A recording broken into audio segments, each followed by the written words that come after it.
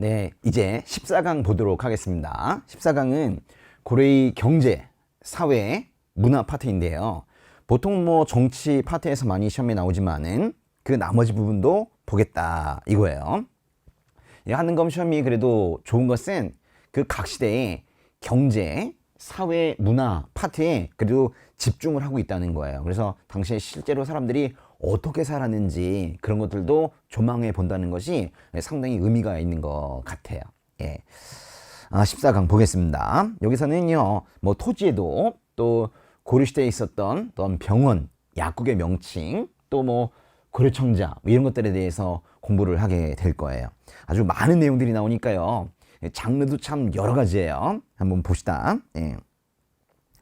일단은 토지제도인데요. 처음 나온 것은 역분전이라네요. 역분전. 역분전이 뭐예요? 한문을 잠깐 보시면은 역분전, 역, 일했다, 분, 구분, 전, 밭, 토지 이런 뜻인데요. 뭔가 일을 잘한 사람을 구분해서 토지를 준 것 같아요. 역분전. 사실 제가 이 얘기를 처음 하는 건 아니에요. 예전에 고려태조 왕건의 업적을 말할 때 사실은 얘기했었는데요. 바로 태조 왕건이 후삼국 통일과 고려 건국에 공로가 있는 사람에게 준 토지가 바로 역분전입니다. 고려태조 왕건이 역분전을 지급할 때 너 사람 좋구나, 응? 너 공로가 많구나, 이렇게 뭔가 왕건에게 잘 보이면 이걸 줬어요. 이게 뭔 뜻이냐면 객관적인 지급 기준이 없이 주관적인 지급 기준만 있는 것이 바로 역분전입니다. 그래서 보시면 보세요. 첫 줄 끝에 인품 주관적이죠. 그리고 공훈 공로 주관적이죠. 잘했다. 잘한 게 얼만큼 잘한 건데, 이게 사실은 관등 관품 몇 급 관리인가 이게 들어가야지 객관적인 지급 기준이 되는데 주관적으로 끝났다는 게 그게 문제예요. 그게 바로 역분전입니다. 그래서 이거 다음 단계로 좀 더 객관적인 지급 기준을 가진 제도를 하나 더 만들어요. 그것이 바로 전시과입니다. 전시과는 전지와 시지를 준 건데요. 전지는 이제 땅을 배정하는 거예요. 토지를 배정해서 거기서 나는 세금을 관리들이 받아갈 수 있도록 한 것이고, 시지는 임야, 산을 배정을 한 거예요. 그래서 산에 어떤 관리가 배정이 되면 그 산에서 나는 땔감 있죠. 땔감을 가져갈 수 있는 것을 우리가 시지라고 합니다. 전시과. 전시과는 세 가지가 있어요. 경종 때 시정 전시과가 일단은 시작했다는 뜻이에요. 시정은요, 시작과 같은 말이에요. start 이런 뜻이에요. 경종이 언제쯤 왕이죠? 태해정광경. 태해정광경. 광종 다음이 경종이네요. 질문. 광종 때 궁궐에 돌아다니는 관리들에게 옷을 달리 입혔죠. 네 가지 색깔로 옷을 입혔습니다. 자, 단, 비, 녹. 기억나세요? 자, 단, 비, 녹. 사색 공복제도를 준 것이 바로 광종이에요. 근데 네 가지 옷 색깔을 또 여러 가지로 나눠서 결국 18등급을 만들거든요. 18등급 제도를 완성시킨 사람이 바로 광종이에요. 그게 있으니까 이제 그 제도를 기반으로 높은 관리에게는 토지를 많이 주고 낮은 등급의 관리에게는 토지를 적게 주고 그렇게 할 수 있는 거예요. 그래서 생긴 것이 바로 시정 전시과입니다. 광종 바로 다음에 경종 때 시정 전시과가 시작된 것도 그 이유가 있는 거예요. 이렇게 보시면요. 근데 이게 좀 안타까운 게 뭐냐면 관등이 들어가긴 했어. 그래서 객관적인 지급 기준이 들어갔지만은 아직도 인품이 남아 있다는 거예요. 이거 뭔 뜻이냐면, 그래서 객관적 지급 기준과 주관적 지급 기준이 공존한다라는 거예요. 어쨌거나 주관적인 기준이 남아있어서 뭔가 쓸쓸한 면은 있지만은 그래도 관등이 들어가면 일단은 전시과라고 불러요. 그런데 이건 조금 인품을 좀 빼야 될, 주관적 기준을 빼야 될 그럴 필요가 좀 느껴지죠. 느껴져요, 안 느껴져요? 느껴지죠? 네. 그래서 그걸 빼는 걸 뭐라고 하냐면, 인품을 빼는 걸 개정한다 그래. 개정한다. 다음 장 보세요. 보시면 그래서 목종 때 개정 전시과 그랬어요. 개정이 뭐라고요? 인품을 빼는 거예요. 인품을 빼면 뭐만 남아? 관등만 남지. 이렇게 되는 거예요. 그래서 관등만 남았다, 인품을 뺐다라는 게 바로 개정했다는 거예요. 그리고 나서 전시과 제도가 끝나는 줄 알았어. 그런데 개정을 또 하고 싶은 거예요. 여러분, 개정하고 또 개정하고 더블 개정, 그걸 우리가 경정이라고 그래요. 그래서 전시과가 또 하나의 제도가 생겼는데요. 바로 경정전시과라는 게 한참 있다가 문종이라는 왕 때 11세기 중간에 다시 한번 또 생기게 돼요. 이때는요, 이제 인품이 배제되고 관등만 남았으니까 더 이상 개정할 게 없는 것 같은데, 사실은 이때 계속해서 전직관리, 현직관리에게 다 토지를 지급하고 있었거든요. 말하자면 퇴직을 해도 토지를 받을 수 있는 게 바로 개정전시과 때까지였어요. 근데 점점 토지가 줄어들기 시작하는 거예요. 이제 면세 토지가 많아지고요. 귀족들이 토지를 가지면서 귀족들이 토지를 광대하게 가지면서 자기의 토지를 상당히 면세화시켰어. 세금을 안 내는 토지가 전국에 많아졌다는 거예요. 그래서 지급할 토지가 부족해지자 이제 퇴직관료는 빼고 현직 관리에게만 토지를 지급하는 제도가 생긴 거예요. 그게 바로 경정전시과입니다. 그래서 경정전시과의 특징은 바로 현직 관리에게만 토지를 지급했다는 거예요. 이거죠. 그런데 이 전시과 제도는 많은 외세 침입을 겪으면서 그냥 전시과 제도는 그냥 누가 뭐라고 하지도 않았는데 혼자 그냥 이렇게 무너졌어요. 특별히 몽골이 침입했을 때쯤에는 거의 뭐 전시과 제도는 유명무실해졌습니다. 몽골의 침입이 있고 나서 강화도로 옮겨갔던 고려정부가 다시 개경으로 돌아갔죠? 응? 예. 개경으로 돌아가서 다시 한번 심기일전해서 뭔가 해보려고 하는데 토지 제도가 없는 거예요.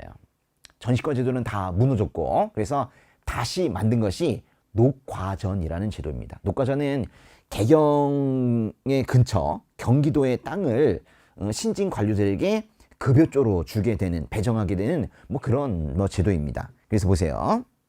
밑에 개경환도 직후에 새로 중앙정계에 진출한 관리들에게 노급처럼, 녹봉처럼 준 토지가 바로 녹과전입니다. 녹과전의 특징은 경기도 땅만 지급한 거예요. 사실 뭐 당시에 세금을 내는 방식이 논농사를 지었으면 거기에 벼로 수확물로 내는 것인데, 그 수확물로 세금을 내면 그 수확물을 관리들이 가져가는 거거든요. 그러니까 이것이 만약에 저 밑에는 전라도나 경상도의 땅을 만약에 관리들에게 배정을 했다면 거기에 세금조로 내는 곡물을 어떻게 가져가? 너무 멀잖아요. 그러니까 경기도 땅만 녹봉조로 그렇게 지급을 한 거예요. 그게 바로 녹과전인데, 그래요. 시험에 나온 적이 있었냐? 녹과전이 나온 적이 있긴 있어요. 근데 딱 한 번. 그래가지고 녹과전은 조금 뭐 나중에 공부를 좀 더 하신 다음에 그 다음에 외워도 될 것 같아요. 그래서 우리가 꼭 외워야 될 것은 바로 이 네 가지입니다. 예. 여태까지 했던 거 정리한 거예요. 예. 토지제도는 역분전과 세 가지 전시과가 있는데요. 지급 기준이 객관적 기준과 주관적 기준이 있어요. 공로든 인품이든 이 두 개를 묶어보세요. 공로, 인품은 다 묶으시면 이게 바로 주관적 기준입니다. 그런데 이제 관등이 들어가기 시작하면 전시과라고 부르기 시작해요. 그런데 안타깝게도 시정전시과는 인품이 아직도 있어요. 이건 좀 안타까운 거야. 이거 좀 뺐으면 좋겠는데. 그래서 이게 빠지면 개정이 된 거야. 관등. 근데 여기까지는 계속 그렇게 인품 관등의 어떤 수정을 통해서 이루어졌는데, 마지막에 결국 지급할 토지가 부족해지니까 경정전시과 때는 누구에게 지급해요?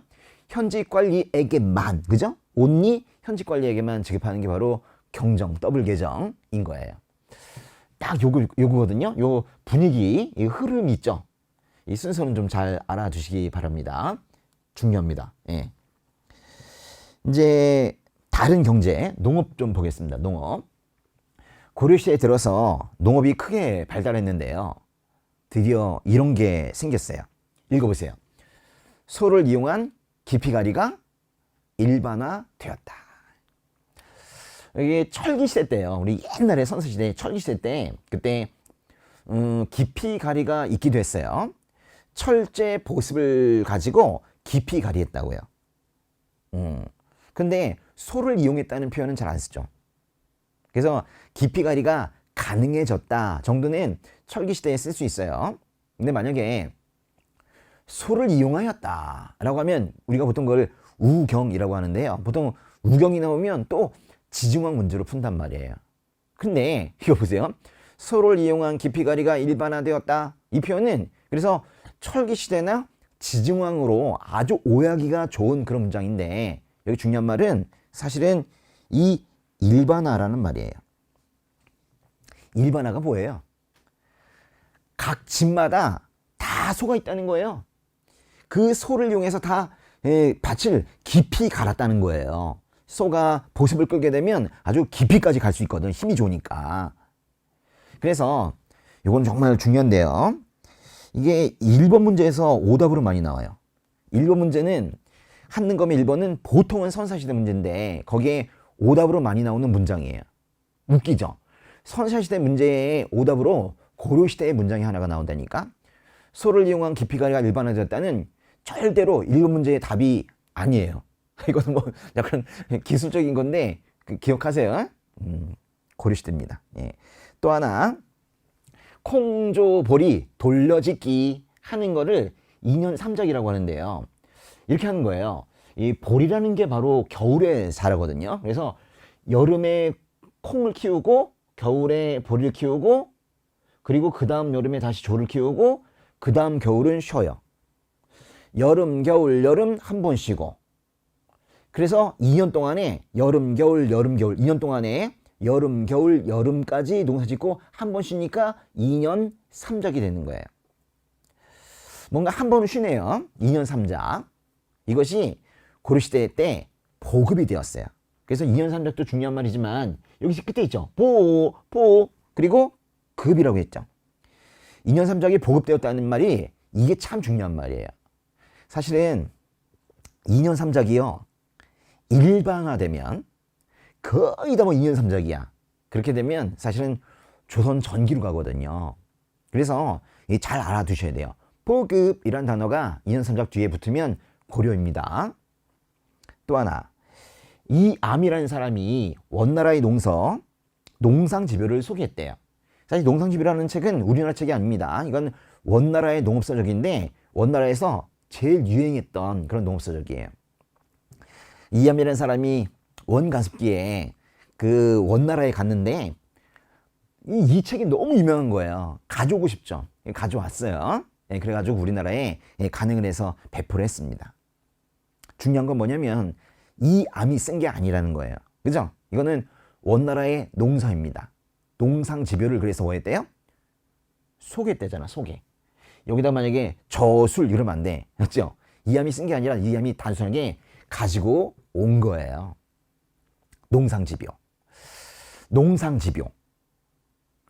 이 조선시대로 가게 되면 세종 때 농사직설이라는 책이 있거든요. 그거랑도 헷갈리면 안 되고, 또 조선 후기로 가게 되면 효종 때 농가집성이라는 책이 있거든요. 농가집성. 그런 거랑도 헷갈리시면 안 돼요. 이 책의 이름을 정확하게 외우자 이거야. 농상지표. 이거는 고려시대 때 원나라의 농사를 소개한 겁니다. 그 다음에 수공업을 볼게요. 수공업은 딱 이 말을 알아야 돼요. 수공업. 소가 뭐죠? 여러분 그 고려시대 때 천대받는 지역이 세 군데 있어요. 향, 부곡, 소 그래요. 향과 부곡은 옛날에 신라시대 때도 이미 있었어요. 아주 천대받는 지역입니다. 보통 그 향과 부곡은 망한 나라 쪽에 있었어요. 뭐예요? 삼국통일 이후에 옛날 고구려 땅, 옛날 백제 땅에 천대받는 지역 향과 부곡이 많았는데 어떻게 천대받았냐면 너 그냥 세금 많이 내! 그러면 그냥 세금을 많이 냈어요. 지금이야 이상하게 느껴지지만 옛날엔 그것을 숙명으로 여겼기 때문에 그냥 세금을 많이 낸 거예요. 근데 그런 지역이 하나 더 생긴 거예요. 고려시대에 향과 부곡에 추가 생긴 것이 바로 소입니다. 소. 그 소에서는요 수공업을 하면서 천대 받았어요.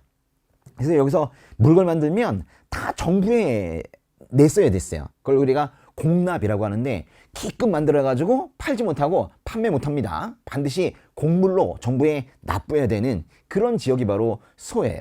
근데요, 향과 부과 소가 조선이 건국되면 다 사라지거든요. 결론, 소수구업이라는 말은 고려시대 때 생겼다가 고려시대 때 없어지는 거예요. 소 꼭 기억해야 돼요. 그죠? 소는 아주 고려시대의 용어인 거죠. 또 밑에 보시면요, 화폐가 3개가 나오는데요. 우리는 이전에도 화폐 이름을 뭔가 본 적이 있었어요. 명도전, 반량전, 우수전. 그런데 그거는 우리나라 화폐는 아니죠? 명도전, 반량전, 우수전은 중국 화폐입니다. 그것이 우리나라 한반도에서 발견됐다는 것은 뭔가 우리가 중국과 활발히 철기시대 때 교류했다는 뭐 그런 증거이기도 해요. 그런데 우리가 발행한 첫 번째 금속 화폐가 여기 나오는 거예요. 이게 뭐예요? 건원중보. 고려 성종 때이긴 한데 뭐 이렇게 자세하게 나오지 않습니다. 그냥 건원중보가 이게 고려시대 때 화폐이다, 그 정도만 아시면 돼요. 근데 건원중보보다 더 유명한 화폐가 바로 해동통보예요. 이건 고려 숙종 때 발행한 그런 고려의 화폐인데 해동통보 엄청 중요해요. 해동이란 말은 그 이후에 어떤 화폐에도 쓰지 않아요. 딱 고려시대 화폐에만 쓰는 그런 표현이 바로 해동통보입니다. 또 하나는 바로 은전이라는 건데, 은전, 그러니까 은으로 만든 고액화폐가 나왔어요. 공적인 명칭은 은병인데 그거를 민간에서 활구라고 불렀어요. 이게 더 중요해요. 그래서 건원중보보다 더 중요한 게 해동통보이고 해동통보보다 더 중요한 게 활구입니다. 이게 뭐가 중요하냐? 건원중보, 해동통보, 활구는 고려의 화폐이다라는 거예요. 이거는 뭐 다른 거 묻는 게 아니라 고려시대를 묻는 거예요. 고려시대 경제는 여러 가지 얘기하지만 그중에 제일 중요한 게 활구라는 화폐예요. 꼭 기억하세요. 활구. 예. 활구는 사실은 여기 이렇게 생겼어요. 활구 옆에서 한번 그려볼까요? 이렇게. 이렇게 생겼어요. 뭐처럼 생겼어요? 조롱박? 뭐 이렇게 생겼죠. 근데 여기 위쪽에 구멍이 이렇게 있는데 여기가 입구가 넓다 그래가지고 입구가 넓다 활구라고 그래요. 활구는 고려시대 때 화폐입니다. 또 하나, 고려시대의 경제 특징으로는 바로 관영상점, 국영점포가 있었다는 거예요. 지금은 민간에서 할 것만 같은 서적점, 약점, 주점, 다점 이런 것들을 국가가 운영한 게 바로 고려입니다. 활구만큼이나 아주 유명한 것이 바로 관영상점이에요. 또 개경의 시전을 감독하기 위한 경시서가 설치가 되었대요. 이게 경시서는 바로 시장감독관청 중에 하나인데요. 시장감독관청은 우리가 이렇게 외우면 좋아요. 동, 서남, 북이 아니라 동, 서남, 경. 동시전, 지증원 때죠. 삼국시대 때. 서남, 서시전, 남시전은 통신라 때 쓰는 표현이에요. 근데 동, 서남, 경. 경이 바로 고려시대의 시장감독관청 경시서입니다. 해보세요. 동, 서남, 경. 삼국, 통신라, 고려 이렇게 되는 거예요. 경, 바로 경시서입니다. 여기 한문을 보시면은 서울의 시장, 관청 이런 뜻이에요. 서울이 고려시대의 서울은 바로 개경이거든요. 개경의 시전. 여기 보시면 개경의 시전, 경시, 경시라는 말이 다 있죠. 그래서 이게 바로 경시서예요. 예. 그 다음 항구를 하나 보겠습니다. 예성강 어귀의 병란도. 예성강은 저 개경의 서쪽에 있어요. 예성강 어귀의 병란도. 중요한 건 뭐냐면 병란도라는 항구가 고려시대 때 1등 항구이다라는 걸 아는 거예요. 여러분, 청해진이라는 말은 어느 시대에 씁니까? 통신라에 쓰는 거죠. 그거랑 참 많이 헷갈리게 나와요. 청해진은 통신라 때 장보고가 완도에 설치한 거죠. 청해진, 통신라 용어입니다. 근데 병란도는 고려시대의 수도였던 개경 근처에 있었던 어떤 항구의 이름이에요. 병란도. 여기를 통해서 수입과 수출이 다 이루어졌습니다. 병란도라는 이름이 중요해요. 거기가 바로 지금의 부산항 역할을 하고 있는 국제무역항으로 번성을 한 거예요. 또 다음 장에 보시면요. 그 메뉴에 뭐가 있냐면 고려시대 때 새로 등장한 신분계층인 중류층이라는 사람이 있는데요. 중류층이 뭐냐면 지금으로 따지자면 좀 낮은 직급의 공무원? 뭐 이런 게 바로 중류층인데 높은 관리들, 우리가 보통 귀족이라고 하는데요. 거기도 이제 자리 싸움을 하면서 귀족들이 자리 싸움하다가 거기서 쫓겨난 사람들, 도태된 사람들이 약간 아래쪽으로 가요. 그 약간 아래쪽으로 간 사람들이 바로 중류층인데요. 그런 그 사람들이 아예 직업적으로 아예 정착을 하게 되었는데 뭐 여기 나오는 뭐 잡류, 남반, 향리 이런 사람들이 다 중간층입니다. 나란 일을 하긴 하는데 뭔가 급은 낮아요. 딴 건 묻지는 않는데 이게 매우 중요해요. 궁중의 실무 관리였던 사람들을 남반이라고 하는데요. 우리는 아예 외울 때부터 궁중남반 이렇게 붙여서 외우면 좋을 것 같아요. 해보세요. 궁중남반. 궁중남반은 중류층, 중간계층입니다. 중간계층이라는 표현도 시험에 나오기도 하고요. 중류층이라는 표현도 시험에서 몇 번 썼어요. 예, 근데 중요한 건 기능이에요. 남반의 기능은 궁중의 기능입니다. 중앙과 궁중은 다르죠? 그죠? 아니, 중앙에서 일하는 거랑 대통령실에서 일하는 게 같아요? 다르죠? 이게 궁중남반이에요. 예. 또 하나, 고려시대에 등장한 용어인데 주의할 점은 고려시대에만 있는 건 아니라 고려 조선하면서 그 뒤에도 있기는 한 그런 조직이 바로 향도라는 조직인데요. 이거는 근데 조선 문제로 나오지는 않아요. 그냥 고려시대 때 시작이 된 그런 조직이기 때문에 고려시대 문제로 나와요. 향도. 보통 향자 쓰게 되면 뭐 고향향 그런 표현을 많이 쓰게 되는데 여기 잘 보세요. 이 향도는 한문이 이거예요. 향도. 한문이 좀 어렵긴 하다, 그지? 향이 뭐예요? 이게 향기 난다. 그럴 때 향도예요.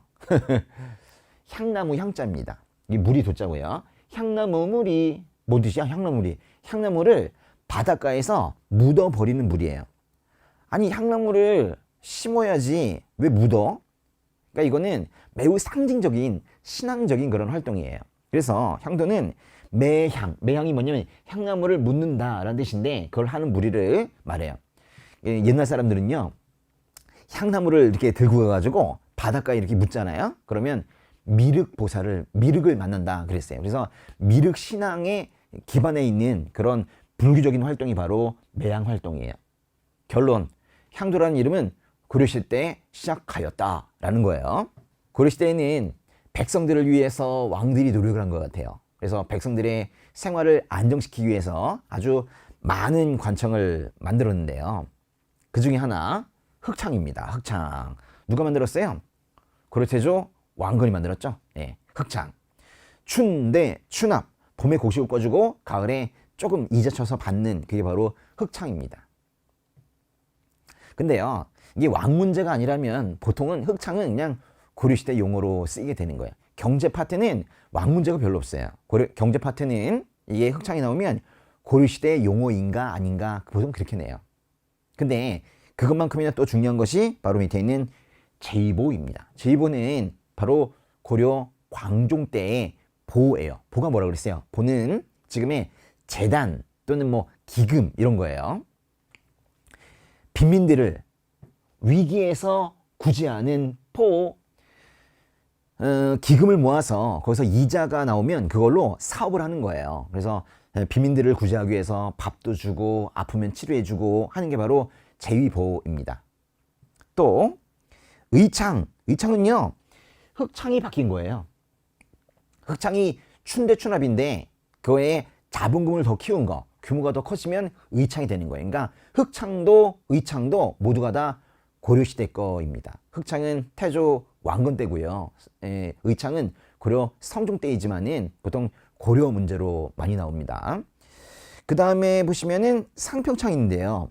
상평창도 개경서경 12목에 상평을 설치했는데 12목이라는 단어가 나오는 거 보니까 이것도 확실하게 고려 성종 때 있네요. 그죠?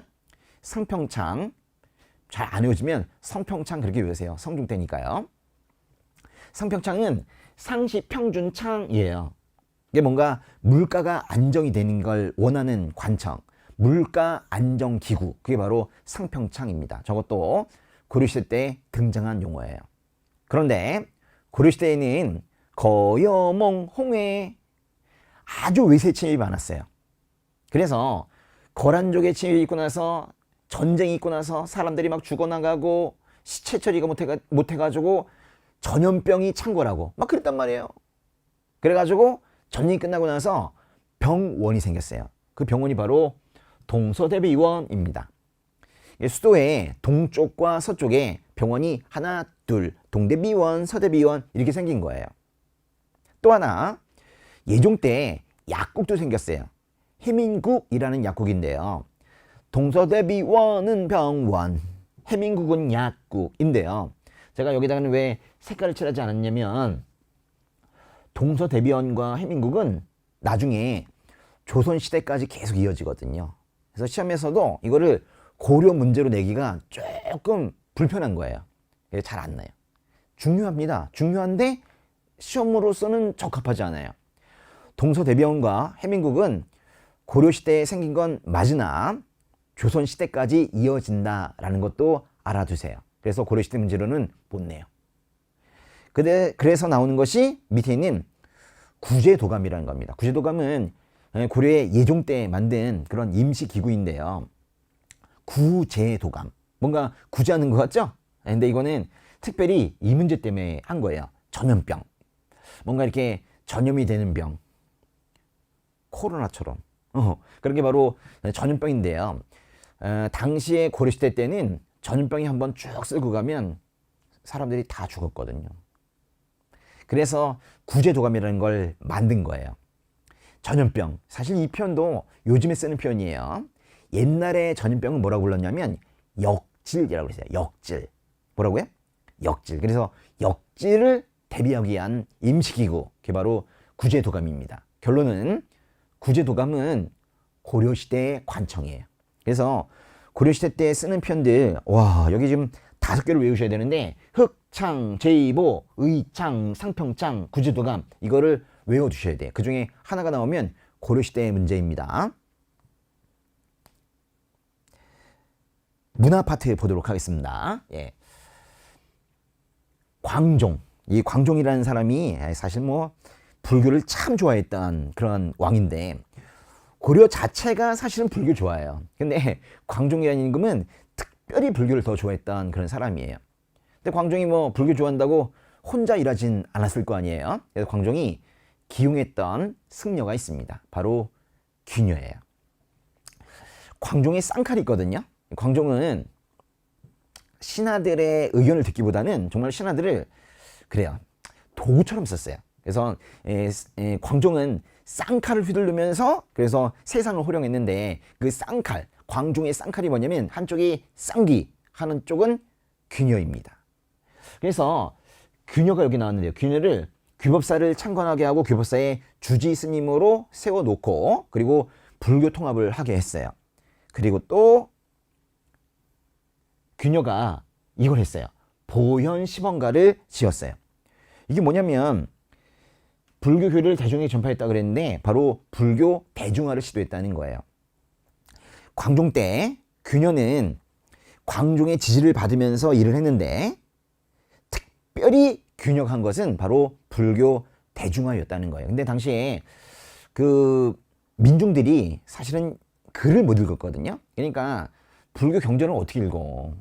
그 어려운 걸. 그래가지고 사실은 노래를 만들어 준 거예요. 향가로서 보현 10원가라는 노래를 만들어 준 거예요. 뭐라고요? 보현 10원가 얼마짜리예요? 10원짜리. 싸야지 사람들이 부르죠. 보현 10원가는 10원짜리 아주 저렴한 노래예요.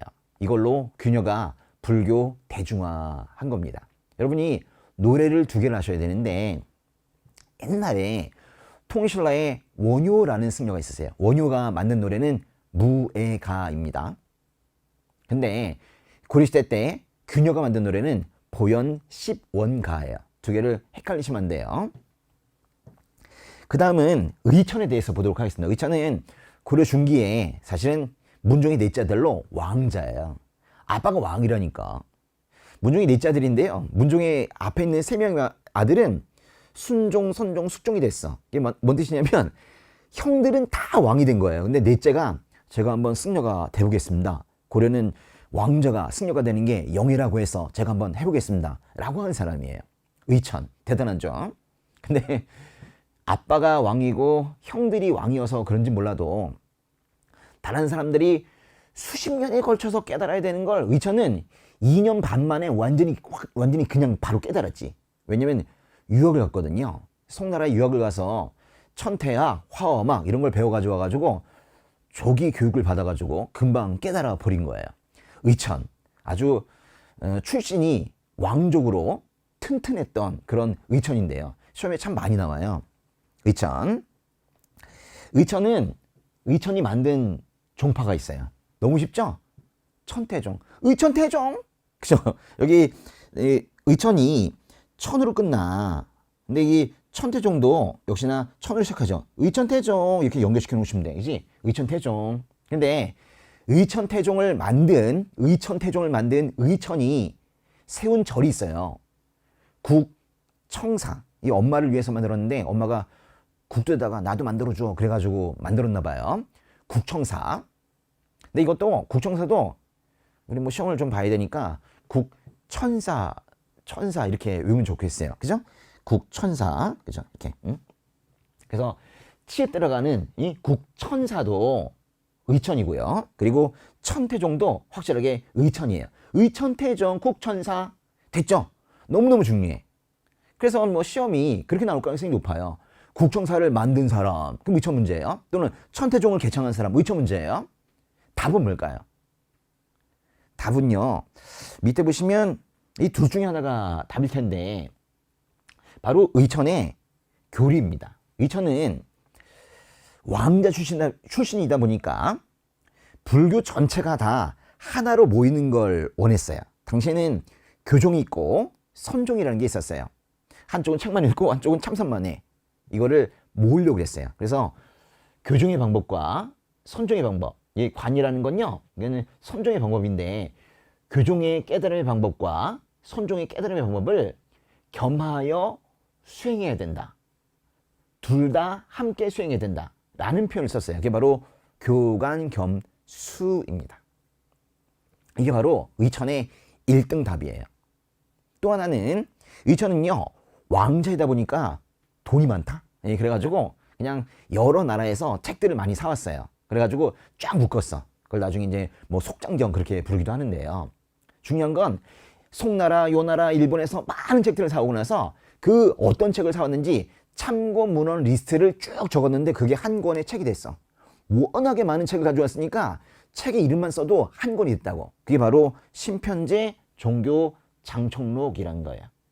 신편제 종교 장총록. 그래서 이런 거예요. 국청사나 천태종이 나오면 의천 문제인데 그러면 답은 교관겸수나 신편제 종교 장총록에서 나오게 될 거예요. 꼭 그렇게 기억을 해 두세요. 무신 정권기에는 3명의 승려가 시험에 출제되고 있는데요. 바로 진울과 해심과 요새입니다. 지혜요. 무신 정권을 합쳐서 무지혜요. 지혜가 없나 봐. 무지혜요. 요 3사람인데요. 사실은 진울의 제자가 해심이에요. 그래서 이 둘은요, 진울과 해심은 보통 같이 갑니다. 근데 진울의 제자 중에 또 한 명이 바로 사실은 요새예요. 근데 요새는 선생을 떠났어.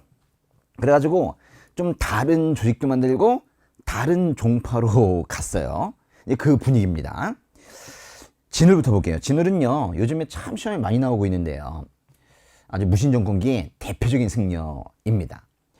근데 진울이 딱 보니까 불교가 너무 타락해 있는 거야. 그래가지고 당시 젊은 승려들 한 10명과 함께 산속으로 들어갔어요. 그래가지고 우리가 제발 불교를 한번 개혁해보자. 그러면서 만든 조직이 바로 순사결사예요. 결사라는 말이 불교개혁운동단체 이런 뜻이거든요. 근데 그 진울이 외쳤던, 주장했던 교리가 두 개가 있어요. 진울과 해심과 요새, 진울과 해심은요, 사실은 선종승려거든요. 물론 요새도 선종승려였는데 요새는 나중에 교종으로 갔습니다. 여태까지 우리가 교종승려를 많이 봤는데 진울은 선종승려라고요. 근데 진울은 선종승려이지만 교종을 통합하려고 했어요. 그 사상이 바로 정해상수예요.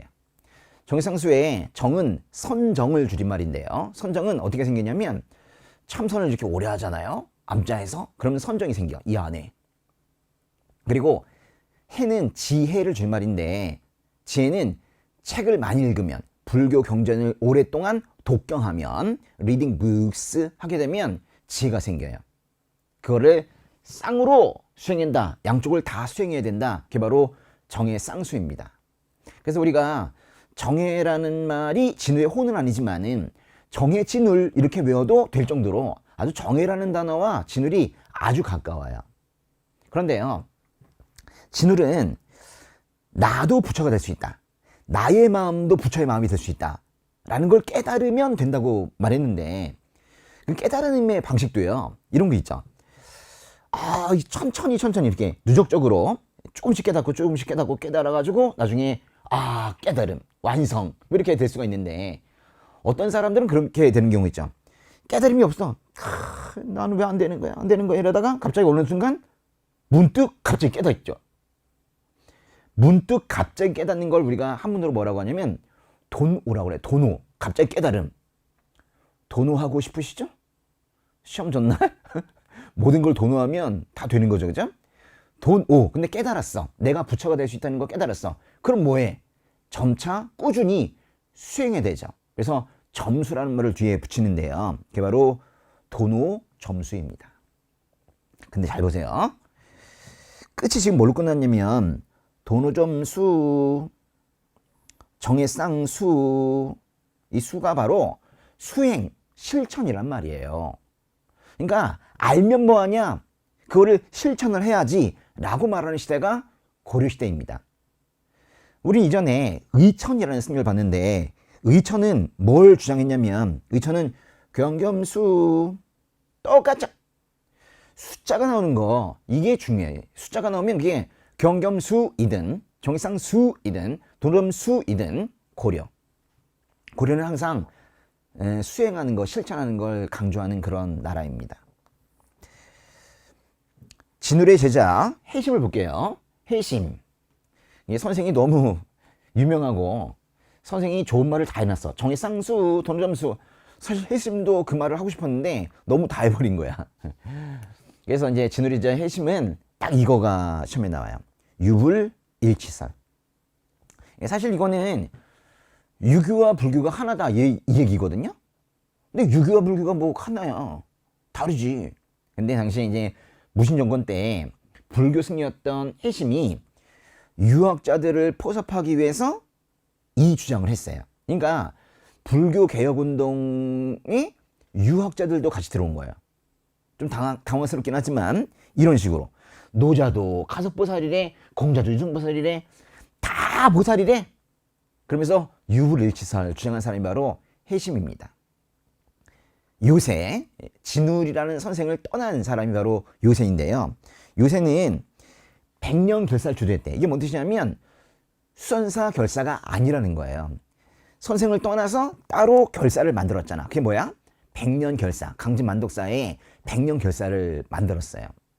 그러면서 강조했던 것이 바로 이거예요. 법화신앙. 참회하는 법화신앙. 사람들에게 계속 죄를 뉘우쳐라, 죄를 깨달아라 그러면서 참회하라고 그랬어요. 이걸 강조하는 것이 바로 법화신앙입니다. 이런 것들이 무신정권기의 승려들의 주장이에요. 다음 보시면요. 사원에 사실 뭐 사원절에 대한 구체적인 내용보다도 중요한 건 공포양식이에요. 공포양식이 뭐냐면 이 공포라는 게요. 지붕과 밑에 기둥 사이에 있는 거거든요. 그러니까 지붕에 무게가 있습니다. 지붕의 하중을 그 기둥을 통해서 지면으로 전달하는데 그 기둥과 그 지붕 사이에 막대기를 하나 집어넣어요. 그게 바로 공포입니다. 그림 잠깐 보시면요. 이게 안동 봉정사 근력전인데 여기 밑에 기둥이 있네요. 그죠? 기둥이 이만큼 있죠? 그죠? 그리고 요 위에 이제 지붕이 있는데 요 사이에 요 있죠? 요 사이에. 그러니까 지붕과 기둥 사이에 요 막대기. 요게 바로 공포예요. 딱 보시면 근데 지붕 위에 공포 있고 지붕 위에 공포 있고 딱 그렇게만 있는 걸 주심포 양식이라고 그래요. 그런데 만약에 기둥 위에만 공포가 있는 게 아니라 기둥과 기둥 사이에 여기도 공포 많은 포 있으면 다포라고 그래요. 만을 다짜 써서 다포라고 그래요. 공포 양식은 크게 두 가지가 있습니다. 기둥 위에만 공포가 있는 주심포와 포가 많은 다포가 있어요. 뭐가 더 화려할까요? 다포가 화려하겠죠. 뭔가 포가 많고 거기다가 그림도 그리거든요. 조각도 하고 색깔도 칠하고. 그러니까 다포가 화려하겠죠. 근데 시험은 보통 주심포 중심으로 나오는데요. 이게 좀 어려운 게 뭐냐면 주심포라는 공포 양식만 나오는 게 아니라 그 지붕의 형태도 나와요. 그래서 주심포 양식이면서 지붕은 맞배인 건 뭐냐 이렇게 물어요. 이게 안동 봉정사 근력전인데 잠깐 볼게요. 보시면은 이 아랫부분은 주심포입니다. 근데 이 위에 있는 이 지붕 있죠? 지붕이 이렇게 생겨있면 맞배예요. 이게 뭔 뜻이냐면 딱 지붕만 있어요. 맞배가 뭐냐면 이쪽 앞에 있는 지붕과 뒤에 있는 지붕이 그냥 맞 보고 있죠. 옆에는 뭐가 없다는 거예요. 이게 맞배야. 그럼 맞배와 상대적으로 봐야 될 표현은 바로 팔짝 지붕이라는 건데요. 바로 밑에 있는 그림 보시면은 여기 지붕이 이렇게만 되어 있으면은 이게 바로 맞배예요. 근데 여기 보시면 이 옆에 뭔가 더 있죠. 옆에 뭐가 더 있죠. 이렇게 되어 있으면 팔짝 지붕이라고 그래. 뭔가 이렇게 팔짝, 네? 이게 팔짝 지붕이에요. 사실은 8팔자가 한문으로 팔자가 이렇게 돼 있거든요. 그래서 그거 비슷한 모양이다라고 하는데 뭔가 조금 더 화려한, 그러니까 딱 지붕만 있는 게 아니라 옆에도 뭔가 팔짝 이렇게 되고 있는 것이 바로 팔짝 지붕이에요. 근데 보시면은 밑에 있는 거는 영주 부석사 무령수전인데 이것도 마찬가지로 기둥 위에만 공포 있고 기둥 위에만 공포 있는 주심포 양식이에요. 주심포 양식은 아주 간단합니다.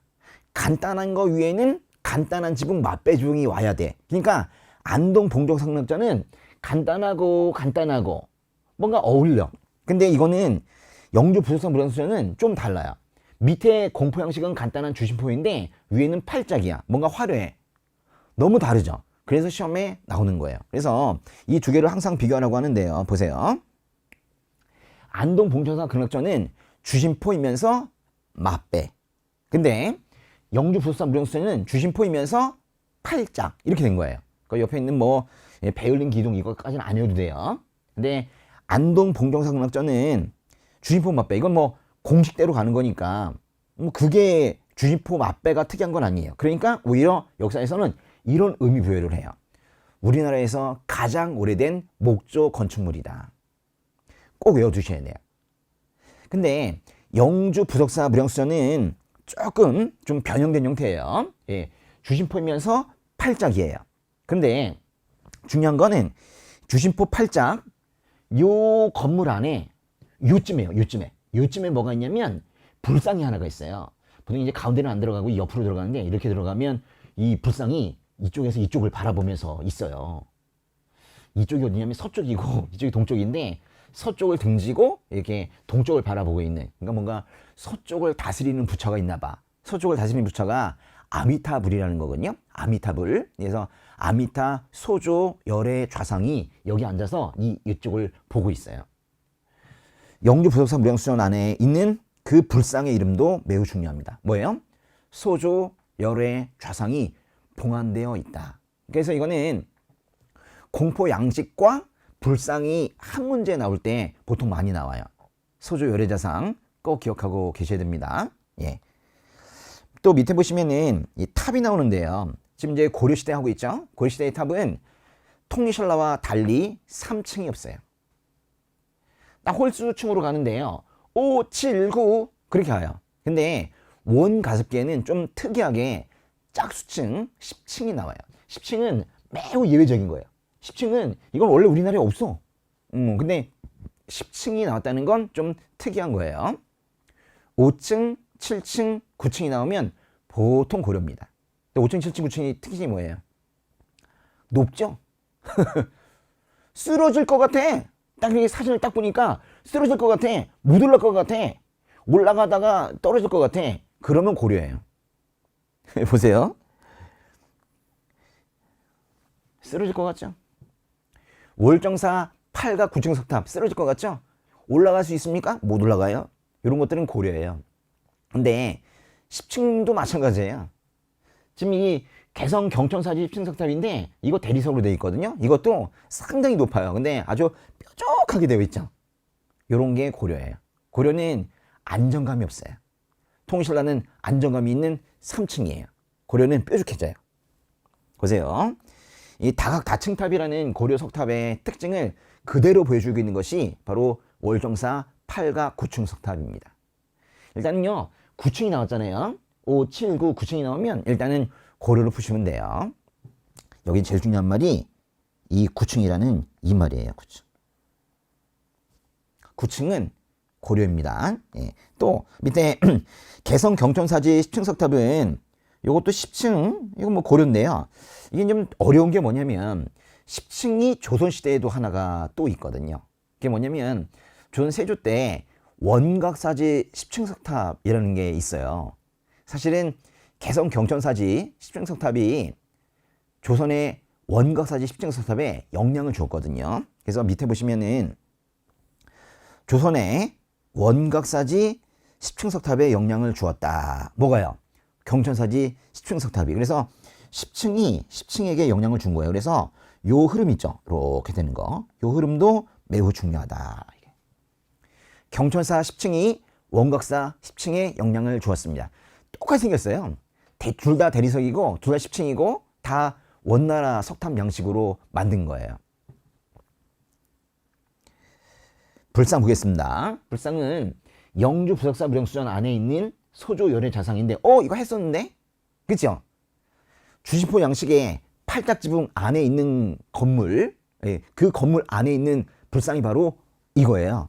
이건 좀 사진 없어서 제가 사진 넣어놨는데 바로 이게 소조 열애 자상이에요. 이거 밖에 바로 주심포 양식 팔딱지붕이 있다고요. 무령수전 안에 있는 이 불상도 같이 나와요. 무령수전은 건물도 시험에 나오지, 불상도 나오지, 참 중요한 건물이다. 그죠? 예.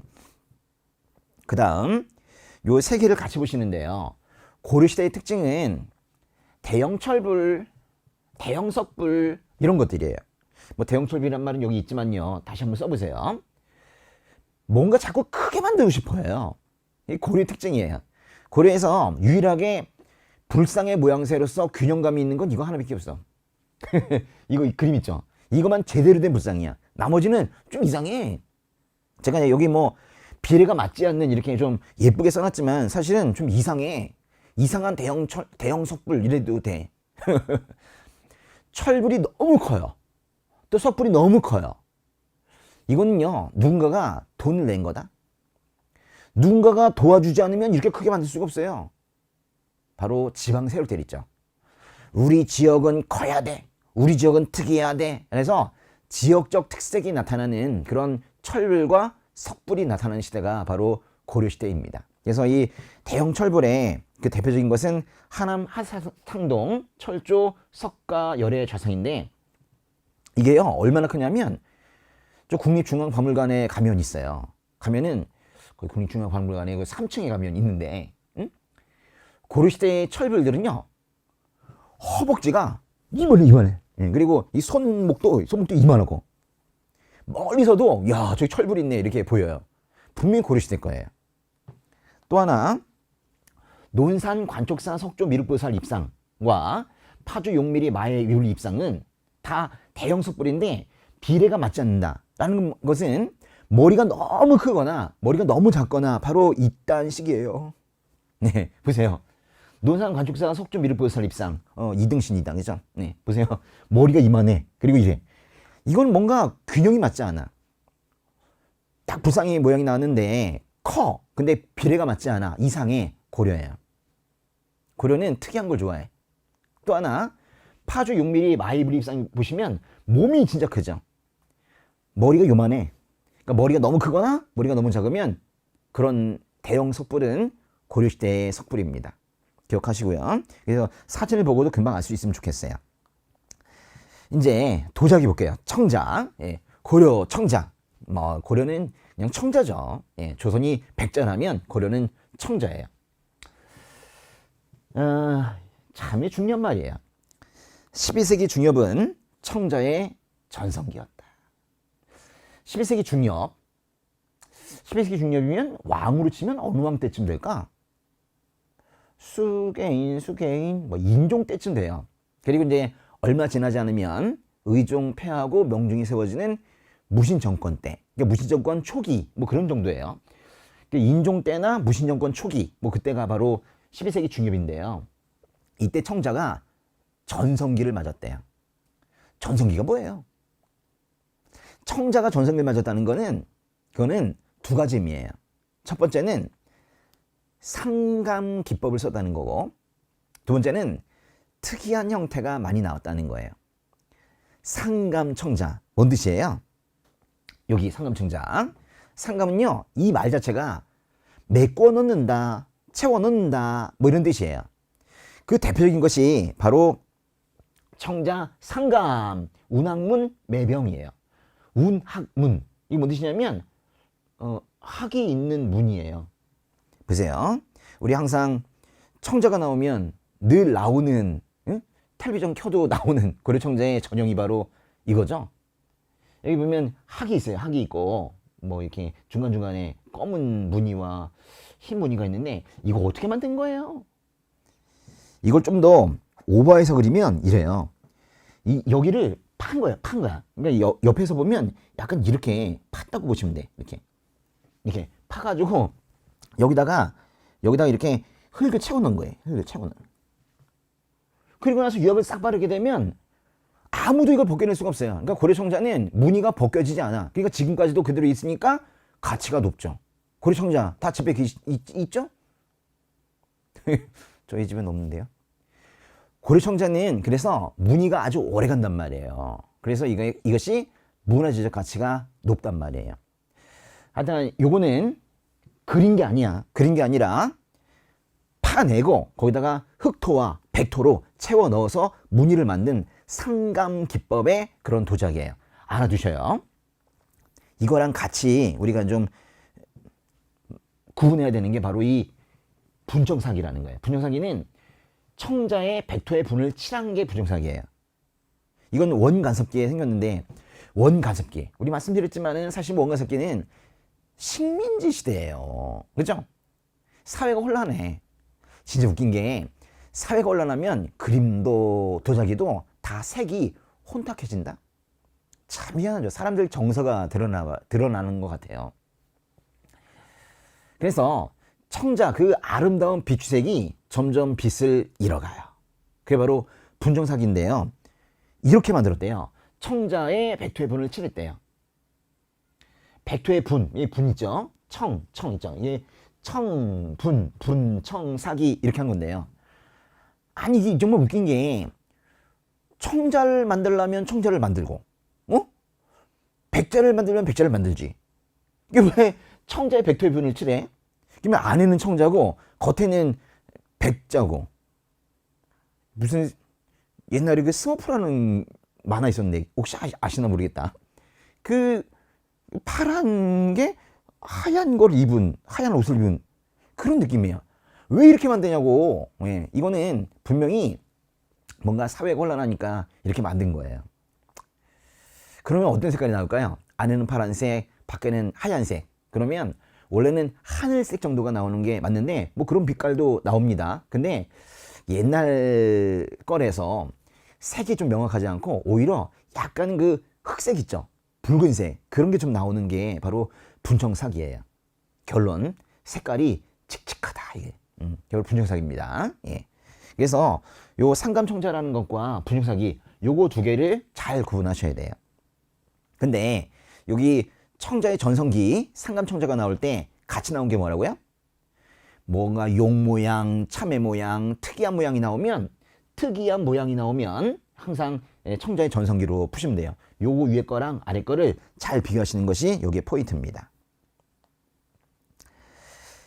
그 다음 사학의 용성과 관악진흥책 볼게요. 보시면은 처음에 학교가 나왔네요. 고려 성종이 만든 국립대학 이름이 뭐예요? 국자감. 그죠? 국자감을 설립했다. 이거는 이제 우리가 성종의 업적으로도 외운 적이 있었는데요. 중요하죠. 국자감. 그런데요. 성종 때 거란이 쳐들어온 거 기억하십니까? 성목현 이때 거란이 침입했죠. 아니 국자금을 만들어 놨는데 국립대학을 만들었는데 갑자기 외세 침입이 있었어. 국자감이 계속 폐강이에요. 국자감이 국립대학이 제대로 돌아가질 않아요. 그래가지고 거란 침입 이후에 국자감의 교육이 제대로 이루어지지 않으니까 말 그대로 관악이 죽어버렸어요. 관악이라고 그래요. 국립대학을 관악이라고 그래. 국자감이 만들어지자마자 죽었다는 게 결론이에요.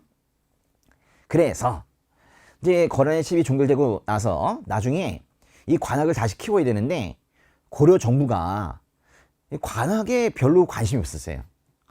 유학 교육에 별로 관심이 없었어. 그래서 아니 뭐 시험은 만들어 놓고 교육을 시키지 않고 어떻게 시험을 보라는 거냐. 그래가지고 지금으로 따지면은 학원 같은 게 생겼어요. 사립대학 학원 뭐 비싼 게 생겼어요. 그걸 만든 사람이 누구냐면 최충이라는 사람이에요. 고려 문종 때 은퇴를 하고 나서 보니까 후배들이 공부할 데가 없는 거죠. 그래가지고 따로 이 사람이 만든 것이 바로 구제학당이라는 학교입니다. 이거는 사립학교 사학이에요. 구제학당 과가 9개가 있는 그런 학당이 바로 구제학당입니다. 국자감은 관악이고 구제학당은 사학이에요. 구제학당은 누가 만들었다고요? 문종 때 최충이라는 사람이 만들었다고. 이거는 사학이에요. 최씨가 많으니까 최충, 이 충자를 여기다 집어넣으면 어떨까? 이걸 뭐 최충이 구제학당을 만들었다 그러보다 그냥 구충학당 이렇게 외우면 어떨까요? 구충학당. 시험 볼 때까지만 그렇게 좀 외우세요. 그렇죠? 구충학당. 뭔가 이렇게 구충제 모는 것 같아. 구충학당. 최충이 만든 거예요. 알아두시고. 다음 장에 보시면요. 관악진흥책이 나오는데 관악진흥책이 뭘까요? 관악이 일단 뭐야? 국립대학 국자금을 말하는 건데 그 외에 진흥책이라는 건 그게 죽었으니까 그걸 다시 살린다는 거예요. 근데 너무 웃긴 게 뭐냐면 관악이 죽은 건 이미 성종 때 만들자마자 죽었어. 근데 이것이 거의 한 100년이 있다가 1세기가 지나야지 겨우 관악진흥책이 생겨요. 관악진흥책을 뒤늦게 실행한 왕은 3명입니다. 수계인 이 세 사람이 바로 관악진흥책을 실행했던 왕이에요. 수계인 뭐 생각나세요? 숙종 때 여진족을 정벌하기 위해서 별무반 만들었죠. 별무반. 이종 때 여진족을 정벌하러 가지요. 그래서 동북 구성을 개척합니다. 그리고 이제 연락이 끊겼는데 여진족이 금나를 만들어서 여진족이 우리에게 통보하죠. 임금님이라고 불러봐. 했더니 당시에 인종 때 이자겸이라는 사람이 임금님 이러면서 군신관계를 수락해버렸죠. 다 여진과 관련된 게 바로 수계인이에요. 수계인 이때 여진과 대립하고 있었던 이때에 바로 관악진흥책도 있었던 거예요. 정치와 문화 파트가 이렇게 연결이 되는 그런 문제가 있으니까 잘 알아두시면 좋겠습니다. 좀 더 자세하게 보시면요.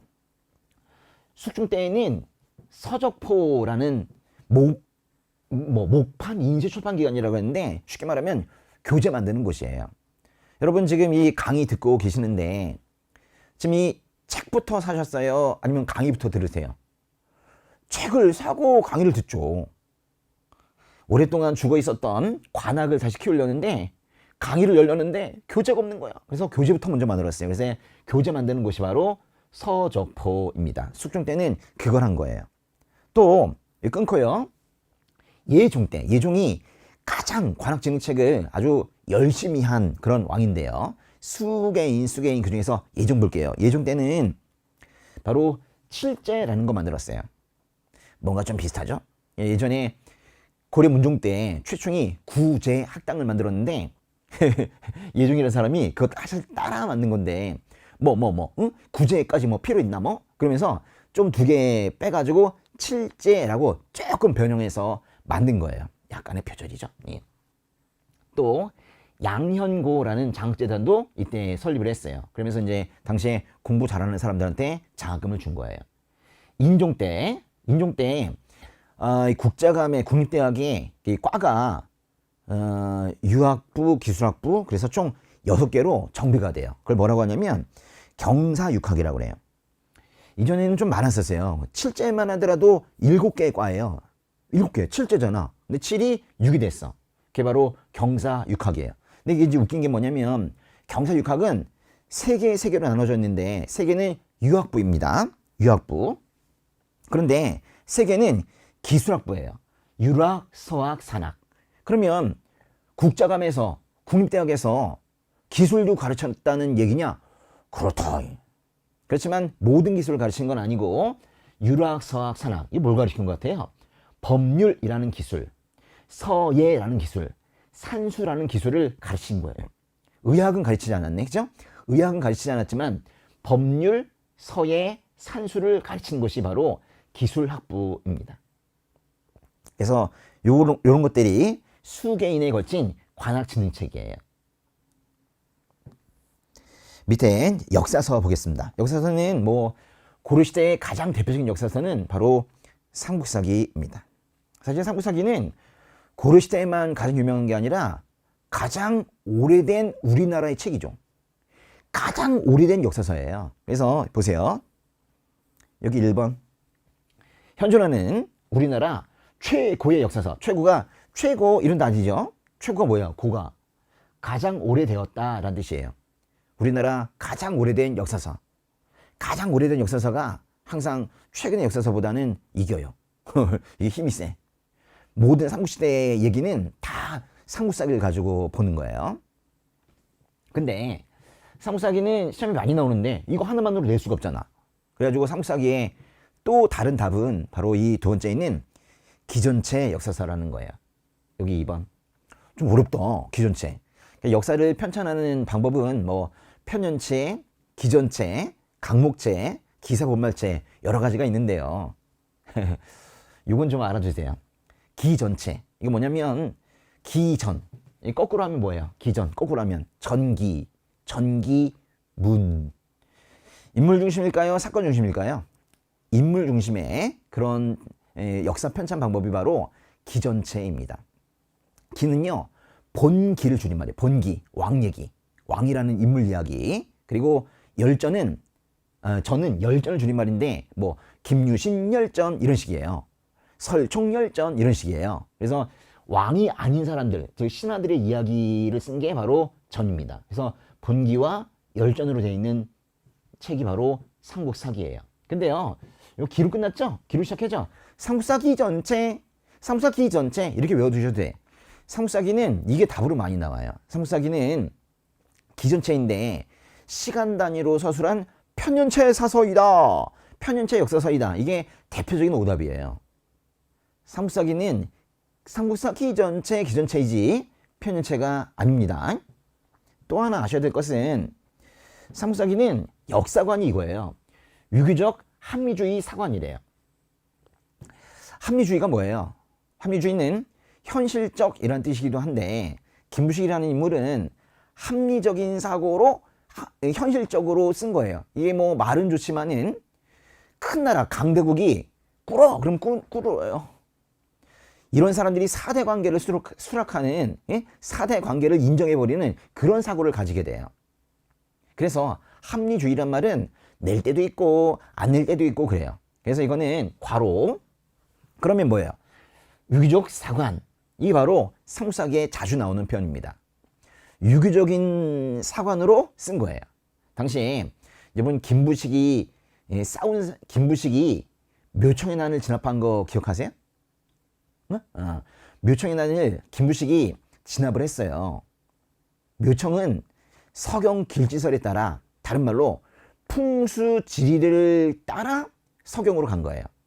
풍수지리를 좋아한 불교 승려 그게 바로 묘청입니다. 근데 김부식은 유학자란 말이에요. 그래서 유교 사관이에요. 완전히 다르죠. 묘청이 난이 1135년인데요. 연도 안 해도 돼요. 1135년인데 묘청이 난을 김부식이 진압하고 나서 까불고 있어. 이러면서 1145년에 10년 후에 쓴 책이 바로 상복사기입니다. 그래서 김부식을 낼 때는 묘청의 난을 진압한 사람 이렇게 나올 때도 있어요. 알아두세요. 그 다음에 무신정권기의 역사서. 무신정권기에는 고구려 계승의식을 가지고 있었는데요. 이규부가 동명왕편이라는 걸 썼어요. 동명왕이 누구예요? 동명왕이 주몽이에요. 주몽. 그러니까 고구려의 건국 시조였던 주몽 이야기를 쓴 게 바로 동명왕편이에요. 그러니까 당연히 고구려 계승의식이 반영이 되어 있겠죠. 또 각훈의 해동고승전. 해동고승전의 그 이론을 보면 고승 얘기예요. 아주 뛰어난 승려들 얘기인데 여기 어려운 말이 바로 이 해동이란 말이에요. 해동. 보통 이 해동이란 말은요. 이거는 바다의 동쪽, 중국의 입장에서 바다의 동쪽이면 우리나라예요. 동국 또는 동자, 해동자 이런 게 나오게 되면 다 우리나라를 얘기하는 건데 여기서의 해동은 맞아요. 우리나라인데 여기서의 해동은 삼국시대만 말해요. 중요해요. 해동고승전은 뭐예요? 삼국시대만 말해요. 그래서 해동고승전은 삼국의 승려들을 정리한 역사서이다. 이러면 맞는 거예요. 고려시대 때 썼지만은 사실은 완성하지 못한 책이에요. 만약에 계속 썼으면 뭐 고려시대 승려도 썼을 텐데 완성하지 못했기 때문에 삼국시대까지 쓰고 나서 중간에 미완으로 끝난 그런 책이 바로 해동고승전이에요. 원가습기로 가겠습니다. 원가습기에는 꼭 아셔야 되는 것이 바로 이 삼국유사라는 책이에요. 삼국유사. 삼국사기랑 잘 구분해야 되겠죠? 네, 삼국유사. 근데요, 삼국사기는요, 삼국사기는 정말로 삼국 이야기다. 고구려, 백제, 신라, 물론 통일신라까지 있습니다. 근데 삼국유사는 삼국이라는 말이 있음에도 불구하고 이거는 고조선 이야기도 있어요. 단군신화도 있어요. 첫 줄에 보세요. 단군의 고조선 건국 이야기가 수록된 책 중에 하나가 바로 삼국유사입니다. 맞죠? 이건 좀 주의하셔야 돼. 또 하나, 이거는 일원이 불교 승려입니다. 그러니까 하다 보니까 불교사 중심으로 당연히 쓰게 되어 있는 거죠.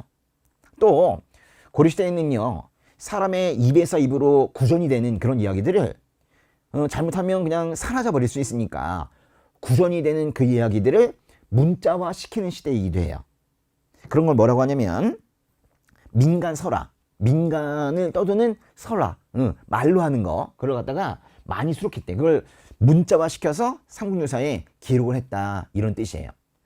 좀 어려운 말이지만 이것도 시험에 나와요. 고대 민간설화를 많이 수록했다라는 게 삼국유사의 특징이기도 합니다. 그러니까 사람들이 재밌는 얘기 해줄까 하면서 이야기거리 있죠. 그것이 문자화된 것이 바로 삼국유사입니다. 밑에 과학기술의 발달 볼게요. 여기 이제 처음에 나오는 것은 바로 금속활자 인쇄본인데요. 물론 그 위쪽에 제가 밑줄도 치지 않은 상정 고급 예문이라는 게 있는데 저거는 금속활자로 인쇄되었다라는 기록만 있지 현재 인쇄본은 없어요. 그런데 청주 흥덕사에서 진짜로 금속활자로 인쇄된 직지심초유절은 지금 현재 남아 있거든요. 이거는 알아두셔야 돼요. 이거는 중요한 게 현존하고 있어요. 현재까지 전해지고 있는 가장 오래된 금속활자 인쇄본. 가장 오래됐다는 건 전 세계에서요. 전 세계에서 가장 오래된 금속활자 인쇄본이 우리나라에 있다니까. 그럼 전 세계가 인정하냐? 그렇다니까요. 전 세계에서 공식적으로 인정을 했어요. 직지심초유절. 제가 뭐 사실 연도는 잘 외우지 않는데 이게 사실 연도가요, 이거예요. 1377. 1377이 어느 왕 때냐면 우왕 때예요. 우왕 때. 1377 우왕 때에 만들어진 금속활자 인쇄본의 이름이 뭐예요? 77 심초유절. 직지심초유절. 직지심초유절. 이게 청주에 가면 직지의 고장 이렇게 나와요. 이게 다 직지심초유절이 청주에 아주 자랑거리다 그런 얘기죠. 두 번째. 의서도 보겠습니다. 의서. 현존을 좋아해요. 우리 시험은. 현존하는 우리나라 최고가 가장 오래됐다 그랬어요. 오래된 의학서적의 이름은 뭐예요? 향약 구급방입니다. 향약 구급방입니다. 근데 이 가운데 있는 이 구급이라는 표현을 잘 알아두셔야 돼. 절대로 향약 집성방이라고 하면 돼. 향약으로 시작하고 그치 방으로 끝난다고 꼭 이거가 오답으로 나와요. 향약 집성방은 비슷한 의서이긴 한데 향약이라는 말이 있으니까 뭔가 우리나라 의학 뭐 이런 뜻이에요. 그래서 우리나라 사람에게 잘 맞는 치료 방법, 우리나라 사람에게 잘 맞는 뭐 의약품 뭐 이런 것들을 소개한 것이 바로 향약 시리즈인데 거기는 향약 구급방은요. 구급방은 고려시대 거예요. 사실은 조금 더 디테일하게 하면 향약 고급방 그래도 된다? 고급방? 왜냐면 고려 고독대거든요. 이 고자가 고려라는 뜻이기도 하고 고종이라는 뜻이기도 하고 그런 거예요. 향약 고급방 해보세요.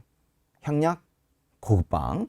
그런데 이거의 오답은 향약 집성방이란 말이에요. 집성방은 이게 왜 중요하냐면 사실은 이게 향약 고급방의 오답일 뿐만이 아니라 사실은 조선 세종의 정답이기도 하거든요. 집성방은 조선의 세종입니다. 그 다음 최무선이 화통도감을 두어서 화포를 제작했대요. 화통도감. 최무선이 만든 대포 만드는 관청이 바로 이건데요. 요거 만들고 나서 이것도요. 연도가 언제냐면 1377이다. 1377. 저 위에도 1377 동그라미 쳤던 것 같은데? 그치? 저기 바로 직지심초절과 같은 해에 만들어진 게 바로 화통도감이라는 그런 관청이에요. 화통도감에서 대포를 잔뜩 만들어가지고 배다 싣고 일본을 향해서 왜구를 향해서 펑펑 쐈어. 그게 바로 진포 싸움이에요. 최무선의 진포 싸움과 관련되어서 꼭 아셔야 됩니다. 최무선은 두 번 나와요. 화통도감을 만들었다. 거기서 대포를 만들어서 진포 싸움을 승리로 이끌었다. 그렇게 나와요. 우왕대죠? 예. 어우, 다 했네요. 문제 풀어보겠습니다. 예, 2번. 다음 자료에 나타난 시기의 사회 모습으로 옳은 것은? 그 시기가 뭘까요? 근데 잘 보세요. 지금 시기라는 말이 나왔고, 그리고 사회 모습이란 말이 같이 나왔죠. 이 두 단어가 나오면 심상치 않은 거다. 왜냐면 사회 모습은요, 어느 시기가 되면 딱 변하고 그렇게 되는 그런 모습은 아니에요. 사회 모습은 경계가 별로 없이 그냥 어느 시기에 긴 시간에 그런 모습이 있는 거예요. 이게 제도가 아니잖아요. 그래서 이게 어떤 시기가 나오고 사회 모습이라는 단어가 나오게 되면 이거는 조금 포괄적으로 좀 보셔야 돼. 큰 시대. 예를 들면 뭐 고려, 조선 이런 식으로 크게 봐야 되겠다라고 생각해요. 그렇게 생각을 하시고 문제를 풀어보니까 고려가 2개야. 조선이 2개야. 그러면 그때 좀 더 자세하게 보시면 돼요. 근데 웬만하면 사회 모습 같은 것들은 그냥 큰 문제예요. 통일신라 문제나 고려 문제나 조선 문제이거나 그렇게 되는 거예요. 그렇죠? 네, 그것도 기술적인 부분 중에 하나입니다. 여기 자료에 보시니까 개경내의 백성들이 역질에 걸렸대. 역질이 뭐예요? 전염병. 전염병이라는 표현은 최근에 쓴다고. 네, 역질을 위해서 역질을 대비하기 위해서 임시기구를 만든 것이 바로 예종 때의 구제도감이에요. 분명히 이 왕은 예종이라는 왕일 텐데 뭐 중요한 건 그건 아닌 것 같아요. 이 문제에서는요. 예종이 포함이 된 사실은 고려시대를 지금 말하고 있는 거예요. 그러니까 둘 중에 하나죠. 예종 문제이거나 고려시대이거나. 예종 문제로 그렇게 어렵게 나오진 않거든요. 예. 여기 보시면 그래서 고려시대를 찾아보는 건데 쭉 보니까요. 이것도 조선이고 답은 5번이네요. 그렇죠? 제위보가 어느 왕 때예요? 고려 광종 때 위기에서 구제하는 거죠. 빈민들을 위기에서 구제하는 보호, 재단, 기금. 이게 바로 제위보예요. 답이 5번입니다. 이렇게 고르는 거예요. 그러니까 이거는 아주 큰 시기를 지금 묻고 있는 거죠. 고려 문제인데 늘 여기에 조선이라는 나라가 오답으로 출제돼요. 4번 보세요. 향약 지성방 누구 거예요? 조선의 세종 거죠. 향약 구급방이라고 하면 좋았을 걸. 그죠? 그러면 뭐 그것도 답이 될 수 있겠죠. 그런데 향약 집성방은 조선의 세종이에요. 기억을 꼭 하시고. 3번 보겠습니다. 밑줄은 그에 대한 설명으로 옳은 것은 문종의 아들이래요. 문종의 아들이 승려가 되면 의천밖에 없죠 뭐. 또 국청사, 이 청을요, 이 청으로 읽지 말고 이게 천으로 읽자 그랬지. 천. 국천사 엔젤. 예, 의천인 것 같아요. 더 확실하네, 그죠? 의천태종, 의천이죠. 그러면요, 의천은 국청사를 창건했고 천태종을 만들었고 교관겸수라는 걸 주장했고 그리고 신편제 종교장총록이라는 걸 썼어요. 그러니까 둘 중에 하나네. 교관겸수가 답이거나 신편제 종교장총록 둘 중에 하나가 답이네요. 그죠? 밑에 보겠습니다. 몇 번이 답이에요? 여기 나오네, 그치? 교관겸수. 답이 5번이네요. 이렇게 푸는 거예요. 응? 예. 그 다음에 네, 마지막 한 문제만 더 볼게요. 5번. 밑줄근 역사서에 대한 설명으로 옳은 것은 이번에 왕명을 받아 편찬한 역사서에 대해서 설명해 주세요. 뭔가 왕명을 받아 편찬한 역사서라는 건 관찬사서라는 거예요. 써볼까요? 좀 어려운데. 관찬, 이 왕명을 받아 편찬, 관찬, 역사서, 사서, 관찬사서. 절대로 삼국유사는 아니에요. 삼국유사는 일연이라는 승려가 그냥 쓴 거예요. 혼자 자기가 쓰고 싶어서. 사찬이에요, 사찬.